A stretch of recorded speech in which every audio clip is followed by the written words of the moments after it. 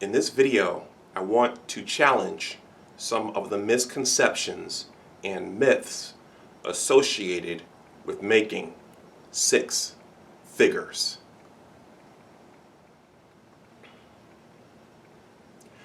Welcome back to my channel. My name is Dr. Anwar Youssef Dunbar, and this is Big Discussions 76, my original channel. First of all, please like this video, please share it, and please subscribe to my channel.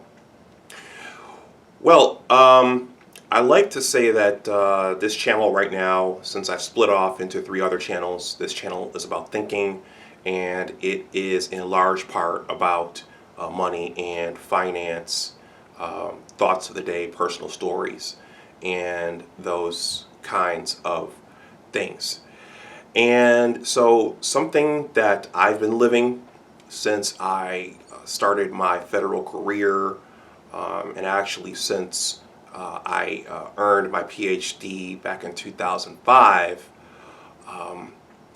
one of the things I've been learning and experiencing is the concept of making six figures. And so in this video, I want to discuss and perhaps debunk and challenge some of the myths and misconceptions associated with making six figures. Before I jump in, I just want to say that there's nothing wrong with making six figures, and you do want to maximize your earning potential. So in shooting this video, I'm not saying that there's anything wrong with it, but I think that there are things that people need to keep in mind when discussing making six figures.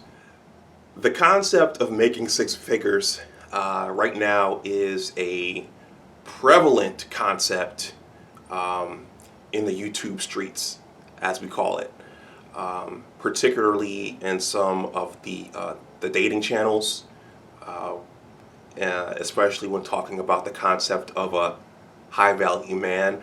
I'm not going to dig into that, as that is being discussed ad nauseum, but it's being discussed a lot, and it's something that I've experienced in my own personal life as well. So this topic very much for me hits close to home, which is why I wanted to create a short video on it. It's significant because for a lot of people it symbolizes arriving in one's life. It symbolizes arriving in one's career, and it symbolizes arriving just in one's overall stature, and it very much impacts the self-esteem and the confidence of people who have reached that, well, I'll call it a landmark, but it represents a lot. But it's also a reason for people to poke their chests out and say, I make six figures, similar to earning a PhD or a master's or a medical degree or a law degree. There's a lot associated with those six numbers. And so I'm saying that to say that an individual's title, in addition to the number of digits that they earn annually, impacts that person's self-esteem, their sense of self-worth, their personal belief, and their overall level of power. And that's why one's title and whether or not one makes six figures is significant. So a couple of things to keep in mind for the six figures discussion is that six figures is actually it's a nebulous thing, meaning that it can be any number of things. It can range from $100,000 to $999,999. So there's a huge range there when we're talking about making six figures. You could be on the lower end or you could be on the upper end. And obviously it's better to be closer to the upper end if you can do so. As an employee, there are a bunch of things to consider. A book that I highly recommend reading is Robert Kiyosaki's Cash Flow Quadrant, and also the original Rich Dad Poor Dad book. I'll throw in the Millionaire Next Door series. But there are quite a few things for employees to think about if that's how you're generating your six figures. I would recommend having an emergency fund, having a stash of cash just in case. When I look at my pay stubs, my W-2s, take notice of your deductions. And I'm saying that to say that just because one makes six figures doesn't mean they're taking home the entire six figures. There's your gross and then there's your net. And depending upon how you're living your life and depending upon how you're saving and investing, your gross and your net can actually look very, very different. How much tax are you paying at the federal and the state level? How much are you paying for your health care? Are you paying for union dues? And then for employees, one of the more important considerations is, are you saving for your retirement? And if you are doing all these things, then again, your gross is going to look a lot different than your net take-home pay. If you're budgeting your money, and I highly encourage anyone who's watching this, I encourage you to budget your money. And I'm going to leave a bunch of blog posts regarding money that I wrote in the description box below. One of them involves budgeting your money. If you're budgeting your money, you know that once you take out all of your expenses, there's only so much money left over. So again, it's not just the gross, but how are you handling that gross? Or should I say, how are you handling the net? And just because you're making six figures does not mean that you're wealthy. There are actually people who are making six figures who are struggling and living, as my mentor says, hand to mouth. One of the things that Robert Kiyosaki pointed out in Rich Dad Poor Dad is when you're working as an employee, the raises don't necessarily translate into more money. And that's to say that as your earned income goes up, your income tax goes up as well. So, depending upon where you are sitting as an employee in the six figures discussion, you may be generating those six figures, but you may be paying a lot of income tax on it as well. And so, you even making six figures, a part of the game is budgeting your money, saving and investing your money, and trying to determine and plan so that there's money left over to comfortably live on once all of your expenses are taken out. So even if you're making six figures, a key consideration is whether or not you're living hand to mouth, as my mentor and others say. So are you going paycheck to paycheck? You wouldn't think it, but there are a lot of people who are making six figures who are living hand to mouth and going paycheck to paycheck.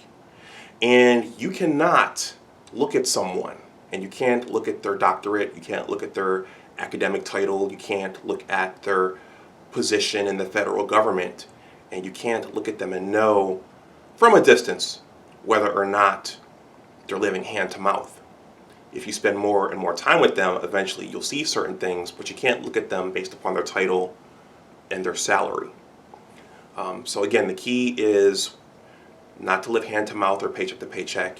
And the key is thinking about how much money you can save as you go along and how much money you can invest as you go along. There are quite a few people who won't be able to retire because they have not steadily saved as they went along making their six figures.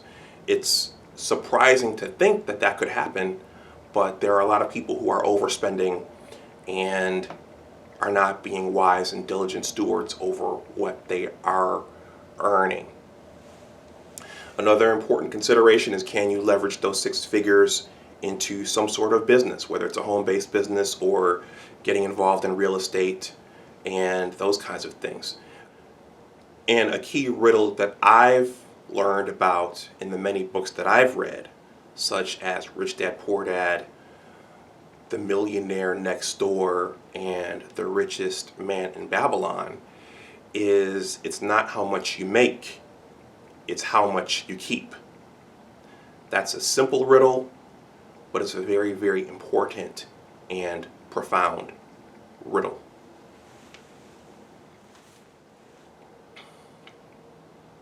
So in closing, those are just some thoughts about the whole six figures discussion. Again, it's a lot of people poke their chests out because of it. It affects the self-esteem and the self-worth of quite a few people. But I think it goes back to the riddle. It's not how much you make, it's how much you keep. And that's a hard part. And that's hard for a lot of people to fathom, because they just want to spend once they see that money hit their checking account. I'm going to leave one of my most favorite blog posts is the difference between being cheap and frugal. That's an important consideration as well. I'm going to leave that in the description box. And I'm going to close with a half story. I won't go into the whole thing, but again, this type of thing hits close to home. A relative once told me that a certain portion of my six figures should be just a drop in my bucket. But again, it goes back to what your expenses are. It goes back to whether or not you're saving for your retirement. It goes back to how much taxes you're paying. It goes back to whether or not you are a homeowner, or as LJ says in Savings Minus Debt, whether or not you are a mortgage holder. There are so many things that go into your personal financial health besides just whether or not you make six figures. How much debt are you in? How big are your student loans? Are you over leveraged and over encumbered with debt? That's an important consideration as well. And so, yeah, that's what I wanted to say. It's not just about the number of zeros that you make. It's what's happening in your overall financial life. And a lot of that you have control over. And once again, I'm not demonizing anyone who makes six figures. I am a part of that club.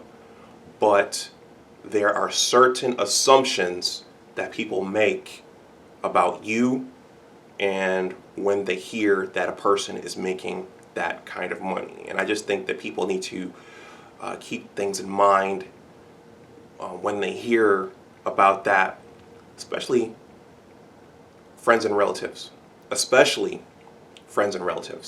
because when if they hear that you're making that kind of money, certain expectations come with that. But I'm going to stop this here. Please let me know what you think in the comments section below. Remember, it's not how much you make, it's how much you keep. You want to maximize what you make, but you want to figure out how to keep as much of it and save, build, and invest as much of that as possible. You want to have some fun, but you want to be smart about it as well. Please let me know what you think in the comments section below. Please like this video, please share it, and please subscribe to my channel. And as always, remember that your attitude determines your altitude. Take care, and I'll talk to you the next time. Bye-bye.